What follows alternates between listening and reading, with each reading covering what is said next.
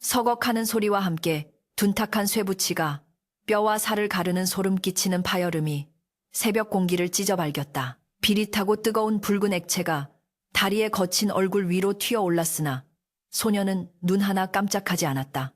아직 숨이 채 끊어지지 않은 황소의 거대한 눈망울이 희번덕거리며 허공을 응시하다가 이내 묵직한 가죽띠가 바닥으로 곤두박질 치는 소리와 함께 영혼을 놓아버렸다. 손에 쥔 칼자루는 미끈거리는 피로 인해 자칫하면 미끄러질 듯 위태로웠으나 다리의 소나기 힘은 이미 16 소년의 것이 아니었다. 아비의 호통소리가 귓가를 때리기 전에 그는 능숙하게 손목을 비틀어 가죽과 살코기 사이의 얇은 막을 단숨에 베어 나갔다. 짐승의 내장에서 뿜어져 나오는 역한 김이 차가운 새벽 서리와 뒤섞여 희뿌연 안개를 만들어내고 있었고 그 안개 속에서 다리는 마치 지옥의 형벌을 수행하는 옥졸처럼 묵묵히 칼질을 계속했다. 이곳은 사람 사는 마을이 돼 사람 취급을 받지 못하는 자들의 땅, 반촌 끄트머리에 자리 잡은 백정들의 거주지였다. 세상 사람들은 이곳을 가리켜 짐승의 피가 마를 날이 없는 저주받은 땅이라 손가락질했으나 정작 그들이 즐겨 먹는 고기는 모두 이곳 사람들의 손끝에서 나왔다. 다리는 자신의 손을 내려다보았다.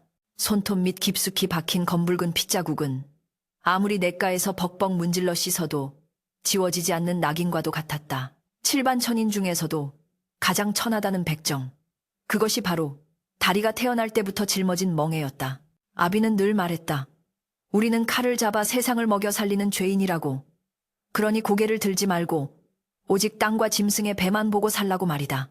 하지만 다리의 귓가에는 짐승의 단말마보다 더 선명하게 들리는 소리가 있었으니 그것은 바람이 대나무 숲을 스칠 때 나는 청아한 울림이었다. 해가 중천에 뜨고 고기 주문을 하러 온 하인들의 거만한 발길이 뜸해질 무렵에야 다리의 고된 일과가 잠시 멈추었다. 그는 피에 젖은 앞치마를 벗어던지고 마을 뒤편으로 흐르는 개울가로 달려갔다. 얼음장같이 차가운 물에 손을 담그자 붉은 핏물이 실타래처럼 풀려 흘러내려갔다. 아무리 씻어도 코끝에 맴도는 비린내는 사라지지 않는 듯 했지만 다리는 의식을 치르듯 경건하게 손을 닦고 또 닦았다.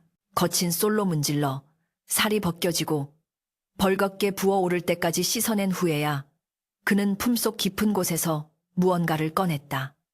그것은 투박하게 깎은 대나무 피리 젖대였다. 표면은 거칠고 마디도 매끄럽지 않았으나 그 안에는 다리가 남몰래 사겨온 수만 가지의 한숨과 눈물이 배어 있었다. 다리가 젖대를 입술에 가져다 대자 방금 전까지 짐승의 목을 따던 살기 어린 손가락은 나비가 꽃잎에 내려앉듯 부드럽게 구멍 위를 덮었다. 후우하고 숨을 불어넣자 대나무 관을 타고 흐르는 공기가 미세하게 떨리며 소리를 만들어냈다. 그것은 단순한 악기 소리가 아니었다. 억눌린 자의 비명이었고 닿을 수 없는 하늘을 향한 갈망이었으며 피냄새 나는 현실을 잊고자 하는 처절한 몸부림이었다. 백정의 자식이 글을 읽는 것도 악기를 다루는 것도 금기시되는 세상이었기에 그는 아무도 없는 숲속이나 인적이 드문 밤이 되어서야 비로소 숨을 쉴 수 있었다. 그의 연주는 기교를 배운 적이 없었기에 투박했으나 짐승의 뼈를 가르며 익힌 생명의 감각이 깃들어 있어 듣는 이의 심장을 파고드는 기묘한 힘이 있었다. 그날 밤은 유난히 달이 밝아 그림자조차 숨을 곳이 없는 날이었다. 다리는 알 수 없는 이끌림의 마을을 벗어나 읍내의 양반들이 사는 기와집 담장 근처까지 발걸음을 옮겼다. 평소라면 감히 접근조차 하지 못할 높은 소슬대문 집들이 즐비한 곳이었으나 밤의 적막은 신분의 귀천을 잠시나마 덮어주었다. 그 중에서도 가장 담장이 높고 위세가 등등한 최대감댁 뒤편 늙은 벚나무 아래에 다리는 자리를 잡았다. 높은 담장 너머로는 사람의 인기척이 전혀 느껴지지 않았고 오직 간간히 들려오는 마른 기침 소리만이 그곳에 누군가 살아있음을 알리고 있었다. 다리는 벚나무 둥치에 등을 기대고 앉아 품에서 젖대를 꺼내 들었다. 오늘따라 가슴속에 응어리진 것이 많아 그냥 잠들 수 없는 밤이었다.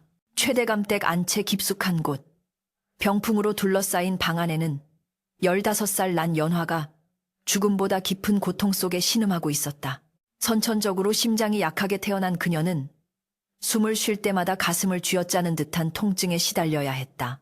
용하다는 의원들이 줄을 지어 드나들고 귀하다는 약재를 산더미처럼 썼으나 그녀의 파리한 안색은 돌아올 줄 몰랐다. 오늘 밤도 갑작스럽게 찾아온 발작으로 인해 연화는 식은땀으로 흠뻑 젖은 채 이불자락을 꽉 움켜쥐고 있었다. 숨이 들어오지 않았다. 마치 누군가 젖은 창호지로 코와 입을 막아버린 듯한 답답함에 그녀의 의식은 점차 희미해져 가고 있었다. 곁을 지키던 유모조차 지쳐 꾸벅꾸벅 조는 사이 연화는 이대로 숨이 끊어지는 것이 차라리 편안할 것이라 생각하며 눈을 감으려 했다. 바로 그때였다. 닫힌 창호지 문틈으로 가느다란 바람과 함께 기이한 소리가 흘러들기 시작했다. 처음에는 환청인가 싶을 정도로 미약했으나 이내 그 소리는 명주실처럼 이어지며 연화의 귓가에 맴돌았다. 그것은 피리 소리였다. 하지만 규방에서 듣던 화려하고 기교 넘치는 음악과는 전혀 달랐다. 거칠지만 따뜻하고 슬프지만 어딘가 힘이 있는 그 소리는 마치 꽉 막혀있던 그녀의 기도를 타고 내려와 굳어버린 심장을 어루만지는 듯했다. 쿵쿵쿵. 불규칙하게 요동치던 심장 박동이 피리 소리의 박자에 맞춰 조금씩 안정을 되찾아가고 있었다. 연화는 믿을 수 없는 기분에 젖어 힘겹게 눈을 떴다. 고통으로 인해 마비되었던 손끝에 감각이 돌아오고 있었다. 담장 밖에서 다리는 눈을 감은 채 무아지경으로 젖대를 불고 있었다. 오늘 잡은 소의 눈망울이 자꾸만 떠올라 그는 그 영혼을 위로하듯 진홍곡에 가까운 가락을 뱉어내고 있었다. 낮고 중후하게 깔리는 저음으로 시작해 점차 고조되며 허공으로 흩어지는 고음의 떨림은 마치 피 묻은 손을 씻어내려는 기도와도 같았다. 그는 자신이 부르는 이 곡조가 담장 너머 누군가의 생명을 붙들고 있다는 사실은 꿈에도 모른 채 오직 자신의 서름을 토해내는 데 집중했다. 밤바람이 대나무 구멍을 통과하며 만들어내는 공명음은 적막한 밤 공기를 타고 담장을 넘어 마당을 지나 안채의 문턱을 넘었다. 그 소리에는 백정이라는 천한 신분으로 인해 겪어야 했던 멸시와 분노, 그리고 그럼에도 불구하고 살아가야 하는 생명에 대한 애착이 고스란히 녹아 있었다. 연화는 자리에서 일어나려 애썼다. 평소 같으면 몸을 일으키는 것조차 힘겨워 누군가의 부축을 받아야 했으나 지금은 알 수 없는 힘이 그녀를 이끌고 있었다. 소리가 들려오는 곳 그곳으로 가야만 숨을 쉴 수 있을 것 같았다. 그녀는 떨리는 손으로 방문을 열고 골마루로 나섰다. 차가운 밤 공기가 폐부 깊숙이 들어왔으나 신기하게도 기침이 나오지 않았다. 달빛이 쏟아지는 뒤뜰, 높은 담장 너머에서 들려오는 그 소리는 이제 더욱 선명하게 그녀의 심장을 두드리고 있었다.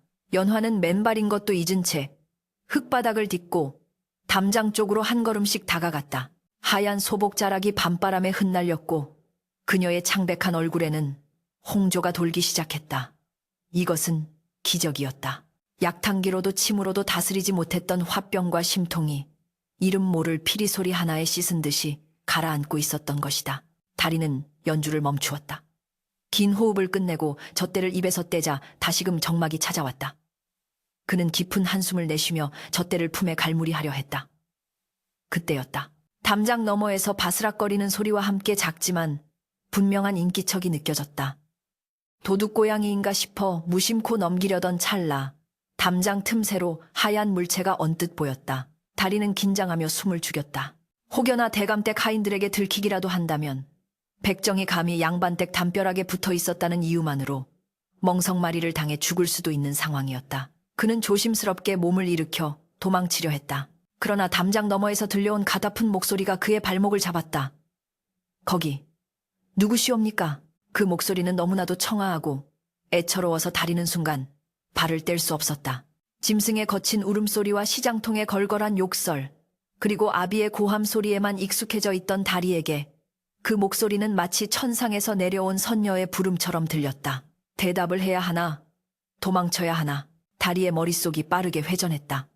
천민이 양반 규수의 물음에 답하는 것 자체가 불경죄에 해당할 수 있었다. 하지만 그 목소리에는 권위나 꾸짖음이 아닌 간절한 애원이 담겨 있었다. 다리는 꿀꺽 침을 삼키며 주위를 살폈다.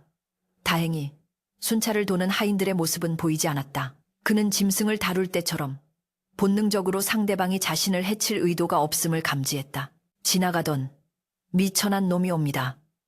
다리가 최대한 목소리를 깔고 대답했다. 자신의 신분이 드러나지 않도록 조심하면서도 떨리는 기색을 감추려 애썼다. 담장 안쪽에서는 잠시 침묵이 흘렀다. 연화는 담장 틈새로 밖을 내다보려 했으나 어둠 때문에 상대의 모습은 보이지 않았다. 다만 그가 뿜어내는 기운이 조금 전 자신을 살린 그 피리 소리의 주인임을 확신할 뿐이었다. 그 피리 소리, 다시 들려주실 수는 없는지요? 연화의 물음은 간절했다. 피리 소리가 멈추자 다시금 가슴이 조여오는 듯한 통증이 스멀스멀 올라오고 있었기 때문이다. 그녀에게 그 소리는 단순한 음악이 아니라 생명줄 그 자체였다. 다리는 망설였다. 다시 피리를 불다가는 소리가 커져 집안 사람들을 깨울 수도 있었다. 게다가 자신의 더러운 입술이 닿은 피리 소리를 고귀한 아기씨가 원하다니 당치도 않은 일이라 생각했다. 천한 것의 제주이옵니다. 귀를 더럽혀드려 송구하오니 이만 물러가겠습니다. 다리가 뒷걸음질 치며 자리를 뜨려 하자 담장 너머에서 쿵 하는 소리가 들렸다. 연화가 다급하게 담장에 매달리려다 중심을 잃고 넘어진 것이었다. 다리는 깜짝 놀라 자신도 모르게 담장 가까이 다가갔다. 아기씨, 괜찮으십니까? 가지 마십시오. 거친 숨을 몰아쉬며 연화가 힘겹게 내뱉었다. 그대의 피리 소리가 멈추던 숨을 쉬게 하였습니다. 제발 한 곡조만 더. 그녀의 목소리는 끊어질 듯 위태로웠다. 다리는 그 순간 깨달았다. 자신이 죽인 짐승들의 단말마와 달리 지금 이 목소리는 살려달라고 살고 싶다고 외치고 있다는 것을, 매일 생명을 끊는 손으로 살아온 그에게 누군가를 살릴 수 있는 기회가 찾아온 것이다. 피 묻은 손이라도 그 손으로 빚어낸 소리가 누군가에게는 약이 될 수 있다는 사실이 다리의 가슴을 세차게 두드렸다. 다리는 다시 벚나무 아래에 주저앉았다. 그리고 품에서 젖대를 꺼내 입술에 대었다. 이번에는 슬픔을 토해내는 곡조가 아니었다. 꽁꽁 언 땅을 뚫고 올라오는 새싹처럼, 차가운 겨울바람 속에 숨겨진 봄의 기운처럼 생동감 있고 따뜻한 선율을 불어넣기 시작했다. 담장 너머의 연화는 흙바닥에 주저앉은 채 그 소리에 귀를 기울였다. 피리 소리가 춤을 추듯 담장을 넘어와 그녀의 어깨를 감싸 안았다. 차갑게 식었던 그녀의 몸에 온기가 돌고 막혔던 숨통이 트이며 깊은 숨이 들어왔다. 백정소년 다리와 양반 규수 연화, 두 사람 사이를 가로막은 높고 견고한 담장은 여전히 그 자리에 있었지만 그 밤, 그 순간만큼은 피리 소리가 만든 보이지 않는 다리로 연결되어 있었다. 그리고 그것이 피비린내. 나는 운명 속에 피어난 위태롭고도 아름다운 인연의 서막이었다. 어둠이 내리면 백정마을의 공기는 낮과는 전혀 다른 질감을 띠었다. 낮 동안 진동하던 역한 피비린내와 짐승의 털 태우는 냄새가 차가운 밤이슬에 씻겨 내려가고 그 자리를 채우는 것은 스산한 바람 소리와 개 짖는 소리뿐이었다. 다리는 습관처럼 자신의 손을 코끝에 가져다 대었다. 냇가에서 돌로 문질러 씻어낸 손가락 끝은 하얗게 불어터져 있었지만 살갗 깊숙이 배어든 비린내는 마치 그의 영혼에 새겨진 문신처럼 지워지지 않았다.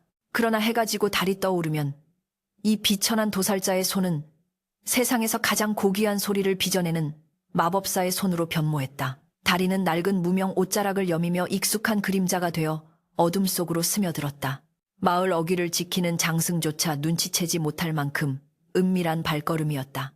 그의 목적지는 언제나 같았다. 하늘에 닿을 듯 높게 솟은 최대감댁의 담장, 그 중에서도 늙은 벚나무 가지가 드리워진 그늘진 구석이었다. 그날 이후 다리와 연화 사이에는 말하지 않아도 통하는 기이한 약속이 생겨났다. 해시 하이지가 되어 사방이 정막에 잠기면 다리는 어김없이 담장 밑을 찾았고 연화는 병든 몸을 이끌고 담장 안쪽으로 다가왔다.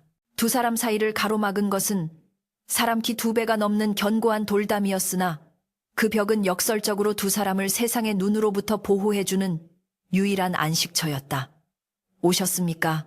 담장 너머에서 들려오는 연화의 목소리는 여전히 가냘팠으나 처음 만났던 그 밤보다는 한결 생기가 돌고 있었다.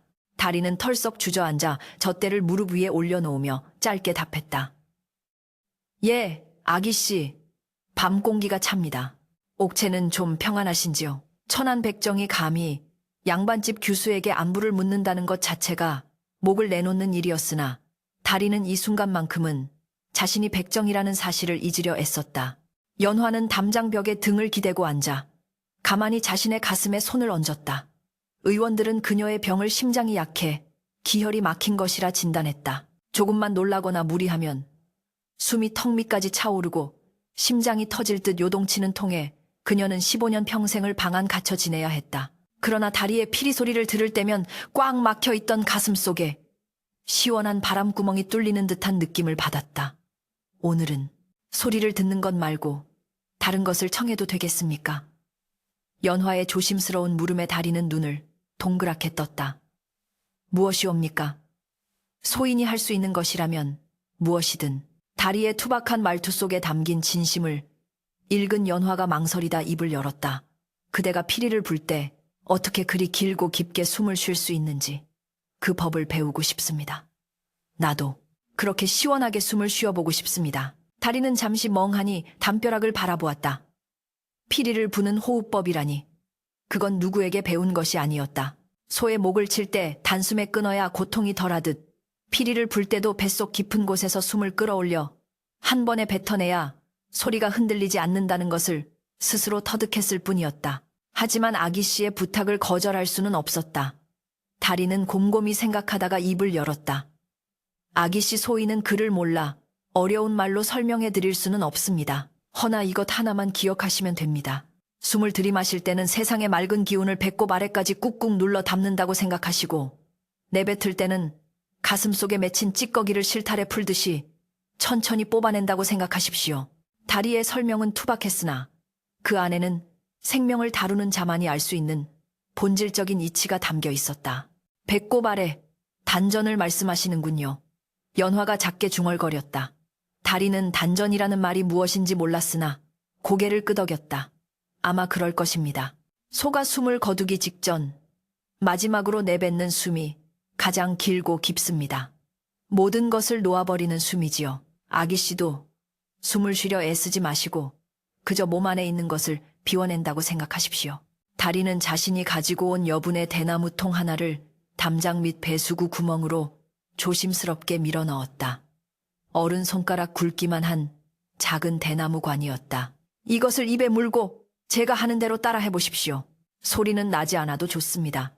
그저 바람이 드나드는 길만 느끼시면 됩니다. 담장 너머로 흙이 묻은 대나무 관을 받아든 연화는 망설임 없이 그것을 입술에 가져다 대었다. 비록 천한 백정의 손을 거친 물건이었으나 그녀에게는 명희가 지어준 그 어떤 탕약보다 귀하게 느껴졌다. 후, 다리가 먼저 시범을 보이며 길게 숨을 내뱉었다. 젖대에서 나는 소리가 아닌 오직 바람 소리만이 담장을 넘어갔다. 연화도 따라 숨을 내쉬었다. 처음에는 짧고 가쁘게 끊어지던 그녀의 숨소리가 다리의 리듬에 맞춰 조금씩 길어지기 시작했다. 다리는 담장에 귀를 바짝 대고 그녀의 숨소리에 온 신경을 집중했다. 마치 짐승의 숨통을 끊을 때의 그 예민한 감각으로 지금은 짐승이 아닌 사람의 숨통을 틔워주고 있었다. 그렇습니다. 그렇게 천천히, 더 천천히. 다리의 낮은 목소리가 연화의 귓가를 맴돌았다. 연화는 눈을 감고 다리의 목소리에 의지해 자신의 몸 안에서 일어나는 변화를 느꼈다. 들이마시는 숨에 밤의 서늘한 공기가 폐부 깊숙이 들어와 뜨거운 심장을 식혀주었고 내뱉는 숨에 가슴을 짓누르던 돌덩이가 조금씩 부서져 나가는 것 같았다. 쿵쿵쿵 불규칙하던 심장 박동이 차분한 리듬을 찾기 시작했다. 그것은 기적과도 같은 체험이었다. 누군가가 자신의 호흡을 이끌어준다는 것. 보이지 않는 곳에서 누군가 나의 생명을 지켜보고 있다는 사실이 그녀에게 더 없는 안도감을 주었다. 차가운 담벼락을 사이에 두고 두 사람의 호흡은 어느새 하나의 멜로디처럼 어우러지고 있었다. 그때 멀리서 누구냐 하는 날카로운 고함 소리가 들려왔다. 순찰을 돌던 하인들의 인기척이었다. 연화는 화들짝 놀라 입에 물고 있던 대나무 관을 떨어뜨렸고 다리는 본능적으로 몸을 움츠려 벚나무 뒤로 숨었다. 횃불의 불빛이 담장 위를 훑고 지나갔다. 심장이 다시 곤두박질 치듯 뛰기 시작했다. 백정과 양반 규수의 밀회. 이것이 발각되는 날에는 다리의 목이 달아나는 것은 물론이요. 연화 역시 가문의 수치라 하여 소박을 맞거나 자결을 강요받을 것이 뻔했다. 공포가 엄습해왔지만 다리는 도망치지 않았다. 혹시라도 하인들이 담장 안쪽을 수색해 연화가 곤란해질까봐 자신이 미끼가 되어야 할지 상황을 살피고 있었다. 다행히 하인들은 술 기운에 헛것을 보았다며 투덜거리더니 이내 발걸음을 돌렸다. 멀어지는 발자국 소리를 들으며 다리는 안도의 한숨을 내쉬었다. 등줄기에서 식은땀이 흘러내렸다. 이것이 현실이었다. 담장 하나를 사이에 두고 호흡을 나누었지만 그들 사이에는 결코 넘을 수 없는 거대한 신분의 강이 흐르고 있었다. 다리는 씁쓸한 표정으로 담장을 올려다보았다. 아기씨, 놀라지는 않으셨는지요? 한참의 침묵 끝에 다리가 조심스럽게 물었다. 담장 안쪽에서 부스럭거리는 소리와 함께 연화의 떨리는 목소리가 들려왔다. 괜찮습니다. 그대 덕분에 숨을 고를 수 있었습니다. 그녀는 방금 전의 공포 속에서도 다리에게 배운 호흡법을 떠올리며 요동치는 심장을 진정시켰던 것이다. 내일도 와주시겠습니까? 연화의 물음에는 간절함이 묻어 있었다. 다리는 자신의 거친 손을 내려다보았다. 내일이면 또다시 칼을 잡고 짐승의 배를 갈라야 할 손이었다. 피비린내, 나는 현실로 돌아가야 할 운명이었다. 하지만 그는 알고 있었다. 자신 또한 이 밤의 수업을 기다리게 되리라는 것을. 연화가 숨을 쉴 수 있게 돕는 이 시간만이 자신이 짐승이 아닌 사람으로 살아가고 있음을 느끼게 해주는 유일한 순간이었기 때문이다. 오겠습니다. 비가 오나 눈이 오나 아기씨의 숨결이 편안해질 때까지 매일 오겠습니다. 다리의 맹세는 밤하늘의 별처럼 단단하고 명징하게 박혔다. 그날 밤 이후 다리와 연화의 수업은 더욱 깊어졌다. 다리는 단순히 호흡법만을 가르친 것이 아니었다. 바람이 대나무 숲을 지날 때 어떤 소리가 나는지, 새벽녘 강가에 피어오르는 물 한 개가 얼마나 아름다운지 자신이 본 세상의 풍경을 이야기로 들려주었다. 방 안에 갇혀 세상 구경을 해본 적 없는 연화에게 다리의 이야기는 눈으로 보는 것보다 더 생생한 그림이 되었다. 연화 역시 자신이 읽은 책 속의 이야기, 옛 성현들의 지혜를 다리에게 전해주었다. 천안백정이라 글을 배울 기회가 없었던 다리는 연화의 목소리를 통해 새로운 세상을 만났다. 서로의 결핍을 채워주는 그들의 대화는 꼬리에 꼬리를 물고 이어졌고 담장이라는 장애물은 오히려 서로의 목소리에 더 깊이 귀 기울이게 만드는 매개체가 되었다. 하지만 꼬리가 길면 밟히는 법이었다. 연화의 안색이 날로 좋아지는 것을 기이하게 여긴 최대감은 하인들을 불러 호통을 쳤다. 분명 연화방 근처에서 이상한 소리가 들린다는 소문이 있다. 잡기가 든 것인지 아니면 쥐새끼가 든 것인지 샅샅이 뒤져보라. 대감의 서슬 퍼런 명령에 집안의 경비는 날로 삼엄해졌다. 담장 밑을 오가는 다리의 발걸음도 점점 위태로워졌다. 그러나 이미 서로에게 생명의 끈이 되어버린 두 사람은 멈출 수 없었다. 죽음의 공포보다 더 무서운 것은 다시 예전의 고독하고 숨막히는 삶으로 돌아가는 것이었기에 다리는 품속에 젖대를 단단히 쥐었다. 설령 이 젖대가 부러지고 내 뼈가 으스러지는 한이 있어도 저 담장 너머의 숨소리만은 지켜내리라 다짐하며 그는 또다시 어둠 속으로 몸을 던졌다. 검은 구름이 달을 집어삼킨 밤이었다. 불길한 정막이 최대감택 담장을 휘감고 돌았다. 평소라면 풀벌레 소리라도 들려야 할 시각이었으나 이날따라 바람조차 숨을 죽인 듯 고요했다. 다리는 본능적으로 등골이 서늘해짐을 느꼈다. 10여 년간 짐승의 목을 따며 익힌 감각이었다. 도살장에 끌려온 소가 죽음을 직감하고 뒷걸음질 치듯 그의 발걸음도 무거웠다. 하지만 며칠 전부터 기침이 잦아졌다는 연화 아기씨의 걱정스러운 목소리가 귓가에 맴돌아 그는 차마 발길을 돌릴 수 없었다.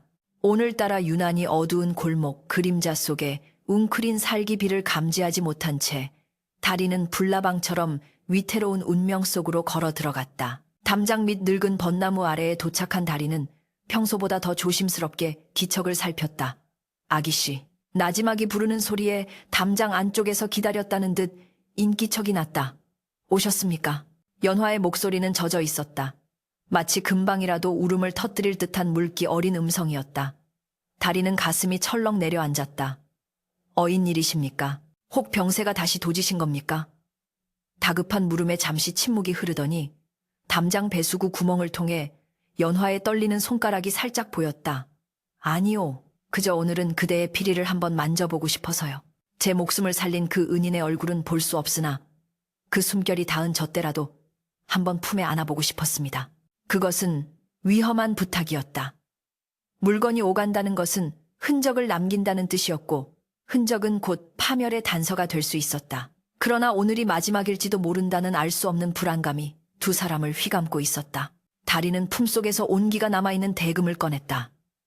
거칠고 투박한 대나무 껍질 위로 수없이 많은 손때가 묻어 반질반질해진 젖대였다. 여기 있습니다. 조심하십시오. 가시가 박힐지 모릅니다.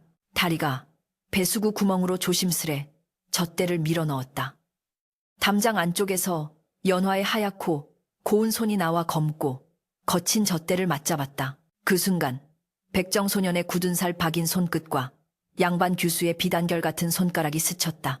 찌릿하는 전율과 함께 두 사람 모두 숨을 멈췄다. 신분의 벽을 넘어 체온이 닿은 최초의 순간이었다. 잡았다. 천둥 같은 고함 소리와 함께 사방에서 횃불이 솟아올랐다.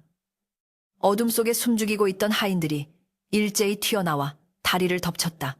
이놈개 섰거라. 다리는 반사적으로 몸을 비틀어 도망치려 했으나 이미 퇴로는 차단된 뒤였다. 몽둥이가 날아와 다리의 종아리를 후려쳤다. 크윽 외마디 비명과 함께 다리가 바닥으로 고꾸라졌다. 배수구 구멍을 통해 젖대를 잡고 있던 연화도 놀라서 비명을 질렀다. 안 돼, 손대지 마라. 그녀의 절규는 담장 너머의 아수라장에 묻혀버렸다. 장정넷이 달려들어 다리의 팔을 꺾고 머리채를 휘어잡았다. 짐승을 결박할 때 쓰는 거친 밧줄이 다리의 몸을 다밤했다. 네, 이놈 감히 천한 백정놈이 대감마님. 댁 담장을 넘보아 하인 우두머리가 다리의 뺨을 세차게 올려붙였다. 입안이 터져 비릿한 피맛이 확 퍼졌다. 다리는 흙바닥에 얼굴이 처박힌 채로 헐떡였다. 공포보다 더 큰 수치심이 밀려왔다.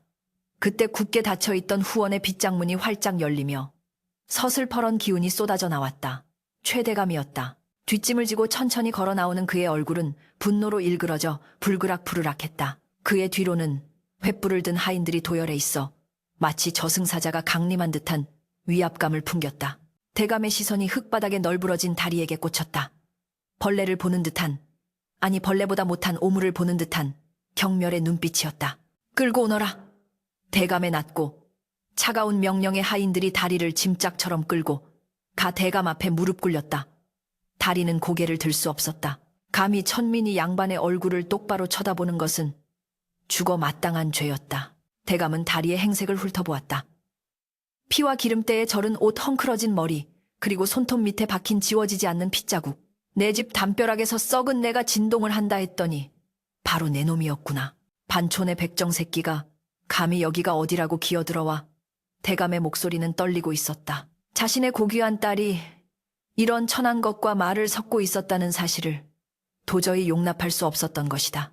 그때 하인 하나가 배수구 구멍에 걸려있던 젖대를 주워 대감에게 바쳤다. 마님, 이것을 담장 구멍으로 들이밀고 있었습니다. 대감은 눈살을 찌푸리며 젖대를 받아들었다. 싸구려 대나무로 대충 깎아 만든 조잡한 물건이었다. 그러나 그 물건이 자신의 딸 손에 쥐어질 뻔했다는 사실에 대감의 분노가 폭발했다. 이 더러운 막대기로 내 딸을 홀리려 했느냐.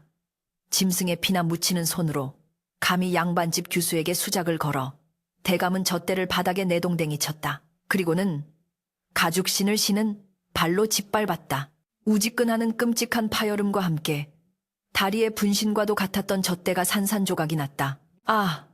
다리의 입에서 탄식이 흘러나왔다. 몽둥이에 맞은 다리의 고통보다 지식여진 젖대를 보는 마음의 고통이 더 컸다.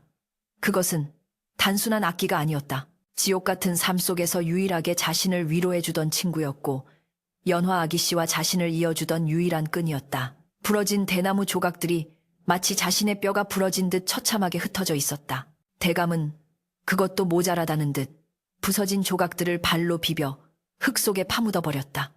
여봐라. 이놈을 당장 멍석에 말아라. 뼈가 으스러지도록 쳐서 다시는 헛된 마음을 품지 못하게 만들어주마. 아니 아예 숨통을 끊어놓아야 후한이 없을 것이다. 아버님 안 됩니다. 그때였다. 담장 안쪽에서 문을 박차고 연화가 뛰쳐나왔다. 괭겹의 소복 차림의 맨발이었다. 병색이 완연한 창백한 얼굴이었지만 그녀의 눈빛만은 도깨비 불처럼 이글거리고 있었다. 하인들이 당황하여 길을 터주자 연화는 그대로 달려와 대감의 다리를 붙잡고 매달렸다. 이 아이는 죄가 없습니다. 죽어가는 저를 살린 것은 의원도 약도 아니었습니다. 바로 이 아이의 피리 소리였습니다. 제발 살려주십시오. 아버님 연화의 절규는 처절했다. 평생 방 안에 갇혀 인형처럼 살았던 그녀가 처음으로 아비의 뜻을 거스르고 자신의 의지를 내보인 것이었다. 그러나 대감의 눈에는 딸의 애원이 들어오지 않았다. 오히려 딸이 백정놈을 감싼다는 사실이 불에 기름을 부은 격이 되었다. 네가 미쳐도 단단히 미쳤구나. 어디서 천한 것에게 마음을 줘. 썩 물러가지 못할까. 대감은 하인들에게 눈짓했다. 유모와 몸종들이 달려들어 연화를 억지로 떼어내려 했다. 놓거라. 이거 놓지 못해 연화가 몸부림쳤지만 역부족이었다. 질질 끌려가는 연화의 시선이 피투성이가 된 다리와 마주쳤다. 다리는 고개를 저었다. 자신 때문에 아기씨가 곤욕을 치르는 것을 볼 수 없었다. 아기씨, 저는 괜찮습니다. 제발 들어가십시오. 다리의 눈빛이 그렇게 말하고 있었다. 하지만 연화는 포기하지 않았다. 저 아이를 죽이시려거든 저부터 죽이십시오. 그 말에 대감의 이성이 끊어졌다. 입을 닥치거라. 가문의 수치다. 당장 아기씨를 방에 가두고 밖에서 문을 걸어 잠가라. 그리고 이놈은, 대감은 살기등등한 눈으로 다리를 노려보았다. 관아로 넘길 것도 없다. 쥐도 새도 모르게 처리해야 가문의 명예가 더러워지지 않는다. 멍석을 단단히 말아라. 내 직접 이놈의 숨통을 끊어놓겠다. 하인들이 거적을 가져와 다리의 몸을 둘둘 말기 시작했다. 거친 지푸라기가 상처 입은 살갗을 파고들었고 시야가 차단되면서 칠흑 같은 어둠이 찾아왔다. 멍석 위로 몽둥이가 빗발치기 시작했다. 벅벅벅 둔탁한 타격음이 밤하늘에 울려 퍼졌다. 다리는 이를 악물고 비명을 참았다. 자신이 소리를 내면 아기씨가 더 괴로워할 것임을 알기 때문이었다. 뼈가 울리고 살이 터지는 고통 속에서도 다리는 부러진 젖대의 조각들을 생각했다. 그리고 아기씨의 마지막 눈빛을 떠올렸다. 바람은 형체가 없어 가둘 수 없고 소리는 담장이 있어도 넘을 수 있다. 하지 않았는가? 의식이 점차 희미해져 갔다. 멍석 틈으로 스며드는 비릿한 피냄새가 자신의 것인지 낮에 잡은 소의 것인지 분간이 가지 않았다. 멀리서 아기씨의 오열 소리가 끊어질 듯 이어지다 뚝 하고 멈췄다. 불안감이 엄습했다. 아기씨의 심장이 다시 멈춘 것은 아닐까. 다리는 몽둥이 찜질을 당하면서도 오직 그 걱정뿐이었다. 마을 사람들이 웅성거리며 모여들기 시작했다. 백정마을에도 소식이 전해졌는지 다리의 아비와 동네 장정들이 낫과 도끼를 들고 달려오고 있었다. 우리 다리를 내놓으시오. 아비의 고함 소리가 들렸다. 그러나 최대감댁 사병들이 창을 겨누며 그들을 막아섰다. 일촉즉발의 상황이었다. 양반과 천민 지배하는 자와 짓밟히는 자의 분노가 정면으로 충돌하려 하고 있었다. 멍석 속에 갇힌 다리의 귀에는 세상의 모든 소리가 아득하게 들려왔다. 죽음이 코앞까지 다가와 있었다. 차가운 흙바닥의 냉기가 온몸을 잠식해 들어왔다. 이렇게 끝나는 것인가? 짐승처럼 태어나 짐승처럼 죽는 것이 나의 운명인가? 하지만 그 순간 다리의 가슴속 깊은 곳에서 뜨거운 불씨 하나가 타올랐다. 아니, 아직은 아니다. 나는 아직 연주를 끝내지 못했다. 아기씨에게 들려주고 싶었던 생명의 마지막 곡조가 아직 내 안에 남아있다. 아기씨의 숨이 멎었습니다. 찢어질 듯한 다급한 비명이 최대감 댁의 담장을 넘어 밤하늘을 갈랐다. 그 소리는 다리의 몸 위로 쏟아지던 몽둥이질을 일순간에 멈추게 만들었다. 살기 어린 고함과 둔탁한 타격음으로 가득 찼던 마당에 찬물을 끼얹은 듯한 섬뜩한 정적이 감돌았다. 멍석 위로 붉은 피를 토해내며 가쁜 숨을 몰아쉬던 다리의 귀에도 그 비명은 천둥보다 크게 꽂혔다. 대청마루 위에서 서슬퍼렇게 호령하던 최대감의 얼굴에서 핏기가 싹 가셨다. 그는 집신도 신지 못한 채 버선발로 툇마루를 뛰어내려와 딸의 방으로 질주했다. 안채의 문이 활짝 열려 있었고 그 안에는 창백하다 못해 푸르스름하게 질린 연화가 꺾인 꽃처럼 늘어져 있었다. 의원이 다급하게 침을 놓고 가슴을 압박하고 있었으나 가느다란 손목의 맥박은 이미 끊어진 연줄처럼 잡히지 않았다. 마당은 순식간에 아수라장이 되었다. 횃불을 들고 대치하던 사병들과 낫을 들고 달려왔던 백정마을 사람들 모두 숨을 죽인 채 안채 쪽을 주시했다.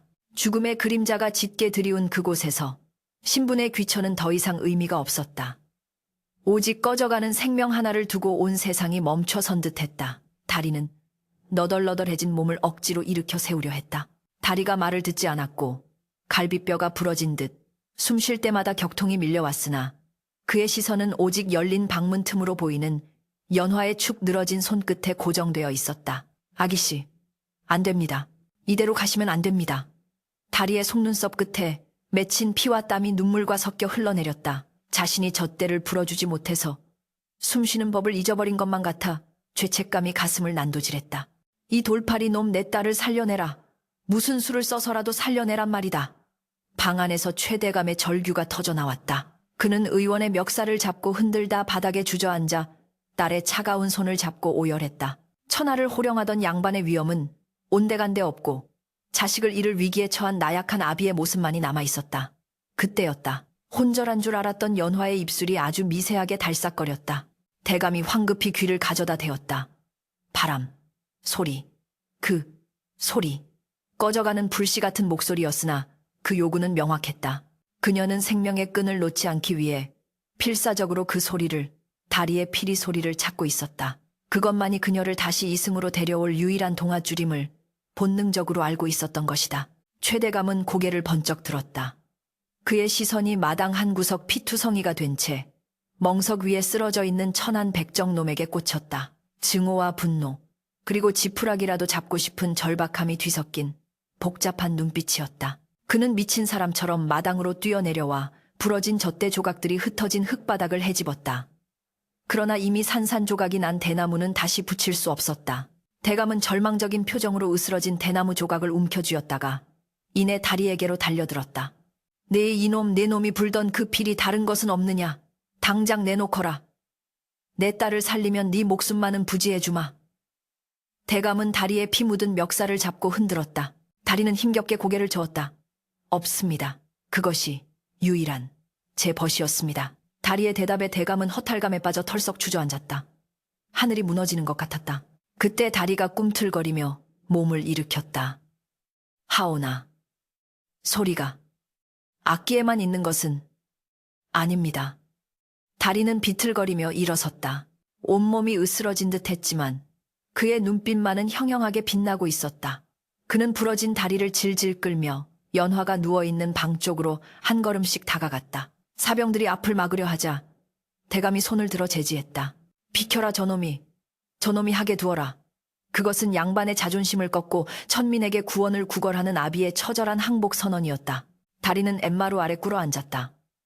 방문턱 너머로 보이는 연화의 얼굴은 이미 죽은 사람처럼 하얗게 질려 있었다. 다리는 피로 얼룩진 입가를 소매로 닦아냈다. 입술이 터져 퉁퉁 부어올랐고 앞니 하나가 부러져 틈이 생겨 있었다. 악기를 불 수 있는 상태가 아니었다.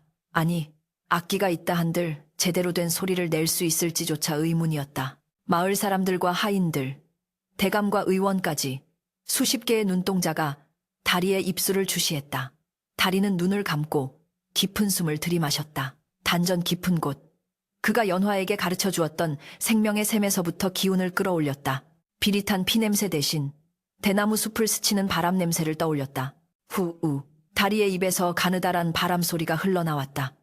처음에는 바람 빠진 풍선처럼 샘매거리는 거친 소리였다. 터진 입술 사이로 피거품이 일었다. 하지만 다리는 멈추지 않았다.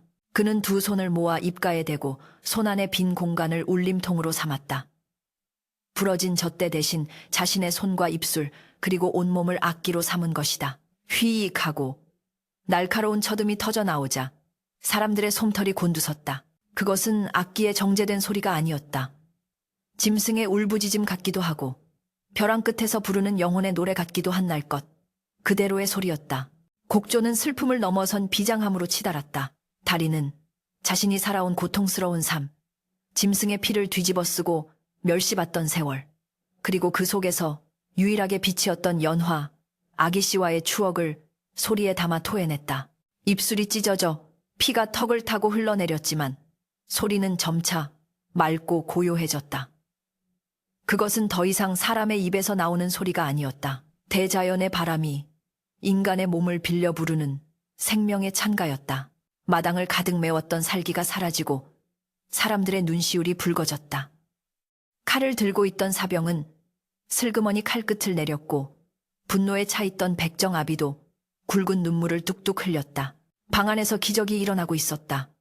연화에 멈춰있던 가슴이 미세하게 오르내리기 시작했다. 굳게 닫혀있던 그녀의 미간이 펴지고 파랗게 질렸던 입술에 아주 옅은 붉은 기운이 감돌았다. 의원이 떨리는 손으로 다시 맥을 짚었다. 뜁니다. 맥이 다시 뜁니다. 기적이 옵니다. 의원의 외침에 대감은 다리에 힘이 풀려 주저앉았다. 그는 텐마루 아래에서 피투성이가 된 채 휘파람을 불고 있는 천한 소년의 등 뒤로 후광이 비치는 듯한 착각을 느꼈다. 그토록 무시하고 짓밟으려 했던 그 하찮은 존재가 천금을 주고도 못 살린 자신의 딸을 살려내고 있었다. 다리의 연주는 절정을 향해 치닫고 있었다. 그는 자신의 생명을 깎아 연화에게 불어넣고 있었다. 눈앞이 흐릿해지고 의식이 멀어져 갔지만 그는 멈출 수 없었다. 아기씨가 완전히 숨을 쉴 때까지 이 바람을 멈추어서는 안 된다는 본능이 그를 지탱하고 있었다. 휘이이잉. 마지막 고음이 밤하늘 높이 솟아올라 별들에게 닿을 듯 울려 퍼지다 서서히 잦아들었다. 긴 여운이 마당을 감쌌다. 누구도 감히 입을 열지 못했다. 그 정막을 깬 것은 방 안에서 들려온 연화의 깊고 편안한 숨소리였다. 후. 그 소리를 들은 다리는 그제야 안도하며 스르르 옆으로 쓰러졌다. 긴장이 풀리자 고통과 탈진이 한꺼번에 몰려왔다. 바닥에 쓰러진 다리의 입가에는 피 섞인 미소가 번져 있었다. 대감은 비틀거리며 일어나 다리에게 다가갔다. 그는 쓰러진 소년을 내려다보았다. 예전 같으면 더러운 것이 묻을까 옷자락을 걷어 올렸겠지만 지금은 그렇지 않았다. 그는 자신의 겉옷을 벗어 떨고 있는 다리의 어깨를 덮어주었다. 평생을 지켜온 양반의 아집과 편견이 그 얇은 옷가지와 함께 허물어져 내렸다. 여봐라. 대감의 목소리는 잠겨 있었다. 하지만 그 어느 때보다 위험 있고 엄중했다. 이 아이를 내 딸의 생명의 은인으로 모셔라. 상처를 치료하고 귀한 약재를 써서 반드시 살려내야 한다. 만약 이 아이가 잘못된다면 내 딸의 목숨 또한 온전치 못할 것이다. 하인들이 당황하며 달려와 조심스럽게 다리를 부축했다. 백정마을 사람들도 대감댁 하인들도 모두 경외 어린 눈빛으로 기절한 소년을 바라보았다. 피 묻은 손으로 빚어낸 바람이 견고했던 신분의 벽을 허물고 죽음조차 되돌려 놓은 밤이었다. 늙은 벚나무 가지가 바람에 흔들리며 마치 다리의 연주에 화답하듯 꽃비 같은 잎사귀를 우수수 떨어뜨렸다. 봄바람이 불어왔다. 겨우내 얼어붙었던 계곡물이 녹아 졸졸 흐르는 소리가 마치 은구슬이 굴러가는 듯 청아했다. 최대감댁 담장 너머 늙은 벚나무 가지에는 팝콘처럼 하얀 꽃망울이 터져나와 지난밤의 악몽 같았던 피비린내와 절규를 덮어버리려는 듯 화사하게 휘날리고 있었다. 그날의 참극이 있은 지 꼬박 한 달이 지났다. 마당의 핏자국은 깨끗이 씻겨나갔고 부서진 젖대 조각들이 묻혔던 자리에는 이름 모를 들꽃이 피어났다. 모든 것이 예전과 다름없는 평온을 되찾은 듯 했으나 그곳에 사는 사람들의 마음속 풍경은 돌이킬 수 없이 변해 있었다. 다리는 최대감댁 사랑채 별실에 누워 있었다. 천안 백정이 양반집, 그것도 안채와 가까운 별실에 기거한다는 것은 개국일에 전례가 없는 일이었다. 처음 며칠간은 사경을 헤맸다. 뼈가 붓고 살이 아물 때까지 고열에 시달리며 헛소리를 질러댔다. 소가 웁니다. 아기씨 숨을 쉬십시오. 그때마다 지극정성으로 그를 간호한 것은 놀랍게도 연화의 유모와 최대감이 보낸 의원이었다. 대감은 하루에도 몇 번씩 문 밖을 서성이다 돌아갔다. 딸을 살린 은인이자 자신이 짐승 취급하며 죽이려 했던 아이. 대감의 마음속에는 평생 견지해온 신분의 잣대와 인간으로서의 도리 사이에서 격렬한 파동이 일고 있었다. 마침내 다리가 눈을 떴을 때 가장 먼저 보인 것은 창호지 문 너머로 어른거리는 그림자였다. 연화였다. 그녀는 다리가 깨어났다는 소식을 듣고 한 걸음에 달려왔으나 차마 방 안으로 들어오지는 못한 채 문 밖에서 서성이고 있었다. 다리는 무거운 몸을 일으키려 했다. 아기씨. 갈라진 목소리가 새어나왔다. 그 작은 소리에 문이 벌컥 열렸다. 연화의 얼굴은 더 이상 창백하지 않았다. 양볼에 복숭아빛 홍조가 돌았고 눈동자는 생기로 반짝였다. 그녀는 다리의 곁으로 다가와 주저앉았다. 남녀가 유별하고 신분이 다르다는 법도 따위는 이미 그들이 죽음의 강을 함께 건널 때 불타 없어진 뒤였다. 살아주어 고맙습니다. 연화의 눈에서 맑은 눈물이 툭 떨어져 다리의 손등을 적셨다. 그 손은 여전히 거칠고 투박했으나 연화에게는 세상에서 가장 따뜻하고 귀한 손이었다. 다리는 황송하여 손을 빼려 했으나 연화가 두 손으로 꼭 잡았다. 이 손이 저를 살렸습니다. 피 묻은 손이라 스스로를 탓하지 마십시오. 이 손은 생명을 불어넣는 손입니다. 그녀의 말은 다리의 가슴 깊이 박혀있던 천민의 멍에를 씻어내리는 성수와도 같았다. 다리는 하염없이 눈물을 흘렸다. 평생을 짐승의 피냄새 속에 살며 자신을 저주했던 세월이 그녀의 눈물 속에 녹아내리고 있었다. 며칠 뒤 다리는 몸을 추스르고 대감 앞에 불려갔다. 대청마루에 앉은 최대감은 다리를 내려다보지 않고 같은 눈높이의 마당에 멍석을 깔고 앉으라 명했다. 파격적인 대우였다. 대감의 앞에는 붉은 인주가 찍힌 문서 한 장이 놓여 있었다. 내 놈의, 아니, 자네의 공이 크다. 대감의 목소리는 묵직했으나 예전 같은 살기는 없었다. 내 딸아이의 목숨값으로 무엇을 주어도 부족하겠으나 이것이 내가 줄 수 있는 최선이다. 대감이 문서를 다리 앞으로 밀어주었다. 그것은 면천 면젠 문서였다. 백정의 신분을 벗고 평민 아니 양인이 되어 자유롭게 살 수 있도록 허가하는 관아의 도장이 찍혀 있었다. 다리는 떨리는 손으로 문서를 집어들었다. 글을 모르는 그였지만 그 종이 한 장이 가지는 무게가 천근만근으로 다가왔다. 그리고 대감이 하인에게 눈짓하자 비단 보자기에 쌓인 긴 물건이 다리 앞에 놓였다. 풀어보니 최고급 오죽, 검은 대나무로 만든 장인이 깎은 젖대였다. 마디마다 은으로 장식된 명품이었다. 내 놈의 그 흉물스러운, 아니, 그 투박한 피리가 부러졌으니 이것으로 대신하거라.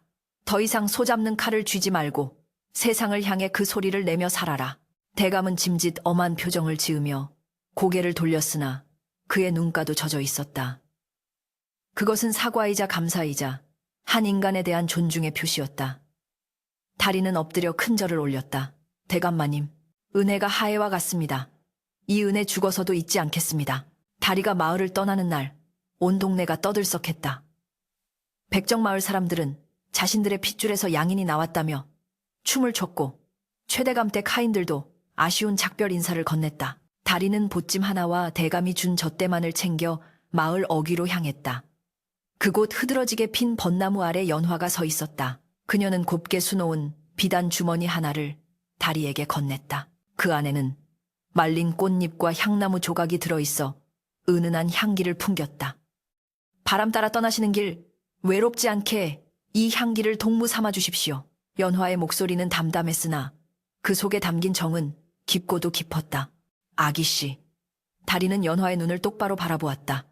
예전 같으면 상상도 못할 일이었으나 이제 그는 더 이상 고개를 숙이는 백정이 아니었다. 바람은 머물지 않기에 바람이라 합니다.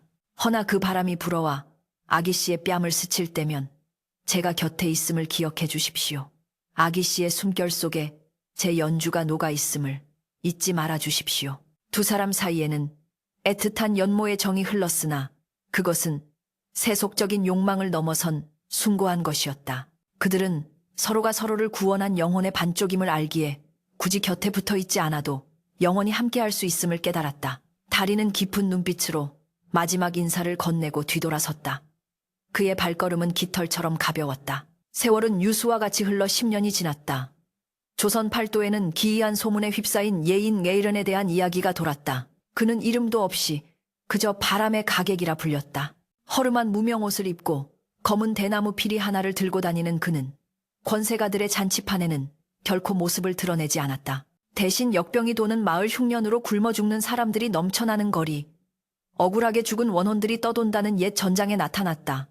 그가 피리를 불면 고통에 몸부림치던 병자들이 편안히 잠들고 싸우던 사람들이 칼을 내려놓고 눈물을 흘리며 척박한 땅에 다시 생기가 돈다는 전설 같은 이야기가 퍼져나갔다. 사람들은 그가 부는 곡조가 무엇인지 알지 못했다. 궁중의 아악도 아니요, 시정잡배들의 잡가도 아니었다. 그것은 마치 짐승의 울음소리 같기도 하고 어머니의 자장가 같기도 했으며 때로는 천둥번개처럼 호령하는 소리 같기도 했다. 그 소리에는 피비린내 나는 밑바닥 삶을 겪어낸 자만이 가질 수 있는 깊은 슬픔헌과 그 슬픔을 넘어선 신명킹이 공존했다. 그는 연주가 끝나면 사례비 한 푼 받지 않고 바람처럼 사라졌다. 누군가 그의 이름을 물으면 그는 그저 웃으며 이렇게 답할 뿐이었다. 나는 백정이다.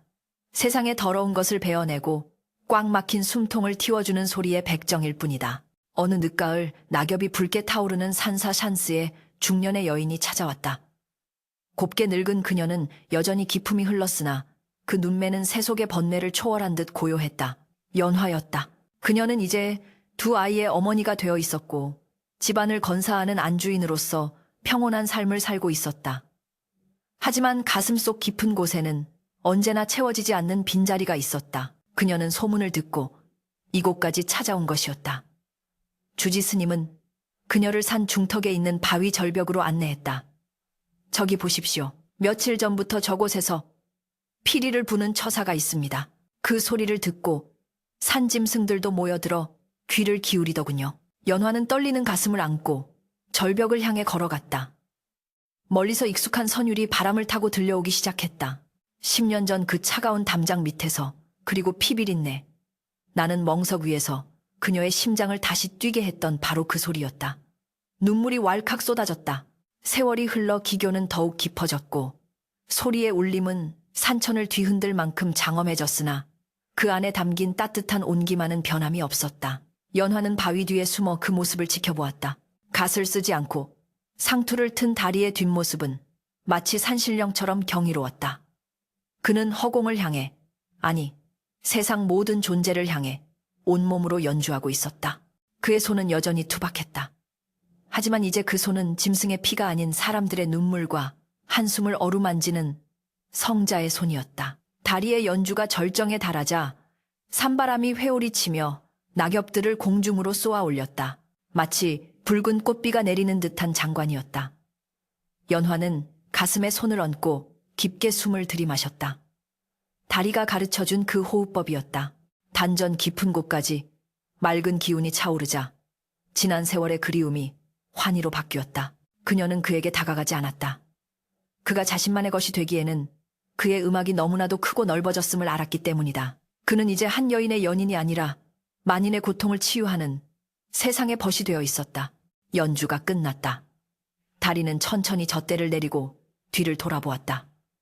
아무도 없는 숲속이었지만 그는 누군가가 다녀갔음을 직감했다. 바람결에 실려온 은은한 향나무 냄새, 10년 전 그가 받았던 향주머니의 향기였다.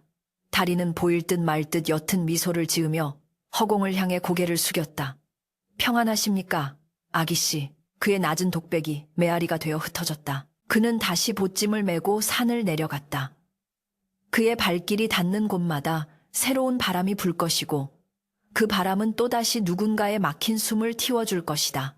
세상에는 여전히 높은 담장과 차별이 존재하고 억울한 눈물과 고통이 끊이지 않겠지만 피 묻은 손으로 빚어낸 그의 바람이 멈추지 않는 한 희망은 사라지지 않을 것이다. 예술에는 귀천이 없고 진실한 마음은 담장을 넘는다. 백정소년 다리와 양반 규수 연화의 이야기는 그렇게 전설이 되어 오늘날까지도 밤바람 소리에 실려 우리 곁을 맴돌고 있다.